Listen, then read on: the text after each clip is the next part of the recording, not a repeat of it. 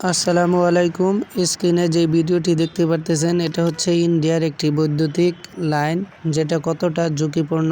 আমাদের দেশে এমন ঝুঁকিপূর্ণ লাইন নেই বললেই চলে, অথচ তাদের দেশে দেখুন কতটা ঝুঁকিপূর্ণ লাইন। এটা হচ্ছে 240 ভোল্টেজের লাইন, যেখানে যে কোনো সময় দুর্ঘটনা ঘটতে পারে, কারণ এটা কোনো নিরাপত্তা নাই, একদম খোলা ব্যবস্থা। যার কারণে এই দেখুন যে কাজ করলো তারই একটু স্পার্কের কারণে প্রায় দুর্ঘটনা ঘটছিল। এই দেখুন চালু লাইনে কিভাবে সে কাজ করতেছে জীবনের ঝুঁকি নিয়ে। আর এটা এতটাই নিচে যে কেউ এইখান দিয়ে চলার সময় হাত দিলে বড় ধরনের দুর্ঘটনা ঘটতে পারে। ওদের দেশের থেকে আমাদের দেশের বৈদ্যুতিক লাইনগুলো অনেকাংশেই ভালোই আছে। দেখুন কতটা নিচে এই লাইনটি নামানো হয়েছে।